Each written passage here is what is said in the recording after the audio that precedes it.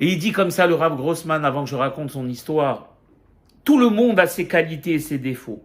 Je prie pour voir le bon dans chacun.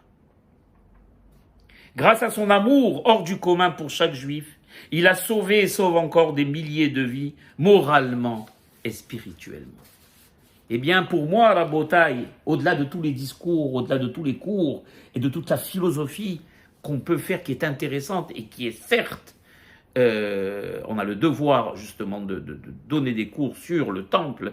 Moi, j'ai choisi de parler de l'homme qui, pour moi, amène la correction à ces catastrophes de destruction. Et pour conclure, raconter l'histoire que j'ai intitulée « Le Rav Grossman et la mafia ». Un petit peu de quoi ce Rav était capable.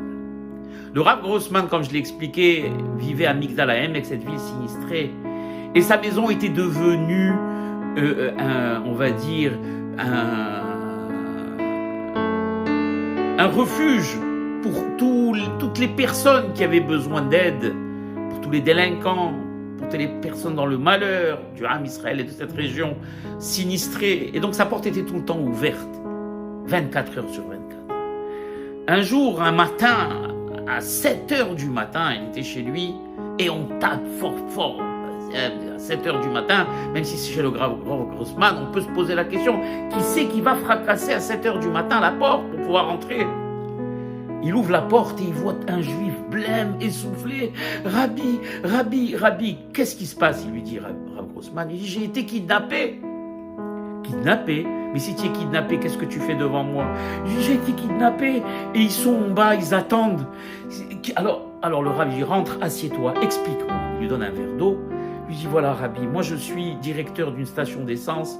Je me suis retrouvé dans des graves problèmes financiers et j'ai été emprunté malheureusement à des personnes peu recommandables puisque les banques m'ont refusé le prêt.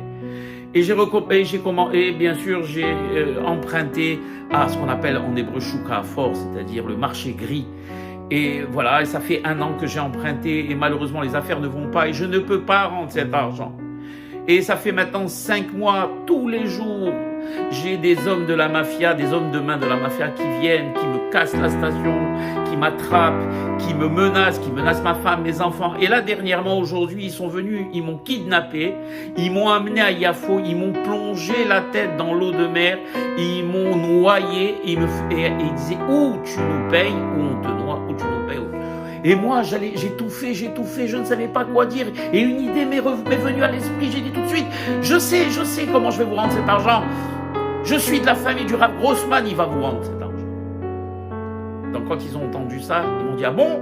Eh bien, amène-nous chez lui. Et donc voilà, Rabbi, ils m'ont amené ici, ils attendent en bas, et je ne sais plus quoi faire. Ils vont me tuer, je ne sais plus quoi faire. Alors le Rav lui dit, patiente, reste assis, patiente, je descends les voir. Le Rav raconte, quand il est descendu, à l'intérieur, il a vu 2 démons, des têtes pas possibles de tueurs. Il a eu très peur. Et il leur dit, je suis le Rav Grossman. Ah oui, tu es le Rav Grossman. Alors il leur dit, le Rav Grossman, ne vous énervez pas. La personne est chez moi, montez, on va régler le problème. Je vais vous faire un café, on va discuter, on va régler le problème. Donc il quitte la voiture, il monte avec lui. Quand le pauvre juif voit les 2 mafiosos rentrer à l'intérieur de la maison, il s'assoit sur le canapé, il tremblait, ses mains et ses pieds, tout était désordonné, il n'arrivait plus à se contrôler de peur. Alors le Rav leur fait un café et ils commencent à discuter. Et le Rav leur dit, écoutez, il faut dire la vérité. Moi, cette personne qui est là, je ne la connais pas. Je ne l'ai jamais vue. Quand un des mafieux entend ça, le dominant, on va dire, comment vous ne le connaissez pas? Il se lève et il met une gifle terrible au pauvre juif. Et le Rav, quand il voit le juif frappé comme ça, il se lève et dit, personne ne lève la main dans ma maison. Vous entendez? Personne ne lèvera la main sur un juif dans ma maison. Le mafieux, impressionné par la kdusha, la sainteté de ce Rav, se ravise et il dit, oui, mais nous, comment on va régler notre problème? Il nous faut absolument cet argent, ou on nous donne cet argent, ou on va faire un malheur. On nous envoie pour ça, nos patrons nous envoient pour ça. Alors le Rav leur dit, écoutez, je vais trouver une solution. Je vais aller chercher l'argent et je vais le ramener. Attendez-moi ici, je vais revenir et vous ramener cet argent. Alors le mafieux se lève et lui dit, écoute, Rav, j'ai eu du respect pour vous, mais sachez une chose, nous sommes la mafia. Et nous n'avons peur de personne. Si vous avez l'idée d'aller en chemin, vous arrêter à une station de police et les ramener avec vous, sachez qu'on vous tuera. On tuera ce juif et on tuera les policiers. Car nous n'avons pas peur de la police, c'est la police qui a peur de nous. Elles avaient bien compris. Le Rav leur a dit non, il n'était pas dans mon intention du tout d'aller chercher la police. Et le pauvre, le Rav descend, trombe, et il se dirige, il marche, il va aller à la banque, et il se dit, mais dans la banque, je n'ai rien, je n'ai pas cette somme, d'où je vais leur ramener cette somme, moi, tout. Et il a réfléchi, il a dit, tiens, j'ai une idée. Et il dit, je vais aller à la yeshiva.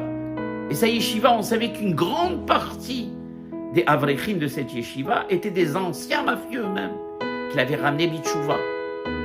Et donc il dit, je vais aller les consulter, ils s'y connaissent mieux, ils connaissent mieux ce monde que moi. Et il rentre dans les yeshivas, les avrechim, donc les étudiants, l'entourent, il y avait des anciens mafieux, et il leur raconte. Alors bien sûr, les anciens mafieux, tout de suite, eh bien, quand il y a un retour en arrière, ils retrouvent toujours, on va dire, leurs premiers amours. Quoi? Qu'est-ce qu'il y a, Rabbi? On va les massacrer, dites-nous qui c'est. Alors le Rabbi dit, calmez-vous. Voilà ce qui se passe, voilà ceci, voilà cela. Venez avec moi, trouvons une solution pour ce pauvre juif. Et il prend avec lui 4 anciens mafieux des Talmidei Chachamim, maintenant des monstres avec des barbes, des poils partout à faire peur. Et il rentre avec eux à l'intérieur de la maison. Dès qu'il rentre avec eux à l'intérieur de la maison, les 2 mafieux qui s'y trouvaient se retrouvent devant 4 grands Talmidei Chachamim, des colosses. Et ils disent au rabbin, qui tu nous as amené? Alors il y a un Talmid Chacham, cela lui dit, dis-moi toi, tu te tais, ici tu es chez le rabbin, et je t'avertis, ou tu te calmes et tu trouves avec nous une solution, ou on va te découper en morceaux, te mettre dans des sacs et te jeter dans une ville arabe. Est-ce que tu as bien compris ce qu'on t'a dit? Alors le mafieux, entendant ça, il a réfléchi à 2 fois, il a vu que c'était des anciens collègues, il a dit, bon, je ne vais pas me frotter à eux. Donc, asseyons-nous maintenant, essayons de régler le problème. Donc, on essaye de réfléchir, hein, et il s'est avéré que le patron de la station, donc ce pauvre juif, avait une voiture relativement neuve qu'il venait d'acheter. Il a été décidé que cette voiture couvrirait la dette qu'il devait à la mafia. Et donc, on a passé la voiture au nom des hommes de main, et comme ça, Baruch Hashem, tout a été réglé de cette manière. Donc les mafieux quittent le rabbin en le remerciant d'avoir fait l'intermédiaire. Les Talmidei Chachamim remercient le rabbin de leur avoir rappelé le bon vieux temps. Et le pauvre juif se jette sur le rabbin et le remercie. Merci, monsieur le rabbin, merci. Sans vous, j'aurais été dans une tombe aujourd'hui. Bien. Le lendemain, le rabbin devait assister à Bnei Brak au mariage de son neveu. Et donc, il arrive au mariage de son neveu à Bnei Brak, et tout le monde dansait, des orthodoxes. Et devinez qui il rencontre, ceux qui vraiment, il aurait voulu ne jamais les rencontrer. Les 2 mafieux qui étaient venus chez lui la veille. Dès qu'il les a vus, il est devenu blême, le rabbin. Il dit, qu'est-ce qu'ils me veulent, ceux-là? Ils vont peut-être me tuer, se venger de ce que je leur ai fait, j'en sais rien. Et les mafieux s'approchent de lui, disent, monsieur le rabbin, bonjour, vous vous rappelez de nous? Comment je peux vous oublier? Il lui dit, venez, on veut discuter avec vous. Alors le rabbin, il leur a dit, parlons. Il lui dit, non, il y a trop de bruit ici. Sortons. Le rabbin leur a dit, non, parlons. Il avait peur, le pauvre. Il dit, non, parlons. Ici, non, sortons. On vous demande de sortir avec nous. Donc ils descendent tous, le rabbin, le pauvre, malgré lui, descend. Il l'amène, le pauvre, dans des ruelles. Il a dit, ça y est, c'est terminé pour moi. Les deux s'arrêtent et regardent le rabbin. Il dit, Rabbi, on est venu vous voir pour la chose suivante. Il dit, laquelle? Il dit, vous savez, nous ne sommes que des tout petits poissons dans le monde de la mafia. Nos boss à nous, nos patrons vivent dans des villas luxueuses, ils ont des avions, ils ont des maisons secondaires partout, ils ont des comptes en banque partout, ils vivent dans le luxe, ils voyagent tout le temps. Et nous sommes leurs hommes de main, ils nous donnent quelques centimes pour tuer, pour ramener leur argent. Nous n'avons rien à gagner de cette vie. Et voilà notre vie à quoi elle se résume à rien du tout. Alors jusqu'à aujourd'hui, on se faisait l'idée que c'était notre vie, qu'il n'y avait pas d'autre possibilité que celle-là.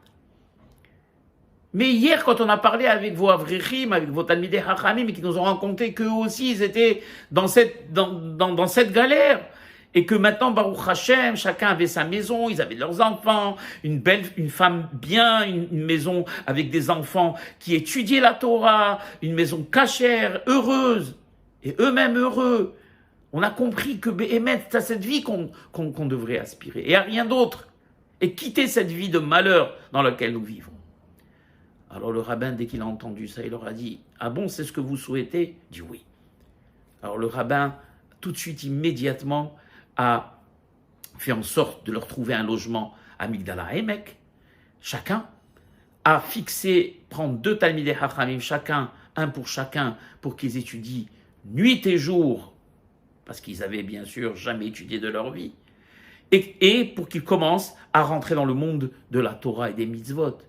Et comme ça, au fur et à mesure, ces 2 anciens délinquants ont commencé à rentrer dans le monde de la Torah, Rabotai. Il y en a un qui malheureusement ne s'est pas acclimaté et au bout de 3-4 mois a quitté et il est redevenu ce qu'il était malheureusement. Mais un deuxième, et je pense que le Rav ne veut pas qu'on cite, est devenu un très très grand Talmid Chacham. Très grand Talmid Chacham qui vit dans la joie, la sérénité et la paix avec sa femme et ses enfants. Et ce n'est qu'un exemple parmi des milliers d'autres exemples que le Rav Grossman, pour l'amour d'Israël, pour l'amour de son prochain, a réalisé et a fait. Voilà la bataille. Est-ce que on aurait pu illustrer un cours sur l'amour du prochain comme soi-même, c'est-à-dire l'antithèse même de la haine gratuite qui a amené à la destruction et à l'exil du peuple d'Israël depuis plus de 2000 ans. Ou à Kadosh Baruch Hu jusqu'à aujourd'hui, et tous les jours il est mitzta'er, et il dit à Kadosh Baruch Hu, qu'est-ce qui m'a pris de renvoyer mes enfants de ma maison? Qu'est-ce qu'il a pris un père de renvoyer ses enfants de sa maison? Et si nous ne versons pas de larmes à Tisha B'Av, c'est-à-dire qu'on est insensible à la détresse de notre père, Rahman al-Islam, et on doit s'attrister et pleurer de savoir que notre père est triste, en l'occurrence à Kadosh Baruch Hu, mitzta'er al hurban bate ha-mikdash ve'al galut yeladav, qu'Akadosh Baruch Hu be'emed, grâce à ahavat hinam, à l'amour du prochain, à notre union, yahish geulatenu ve'yavi mashiach tzidkenu b'mehera b'yamenu, amen ve'amen.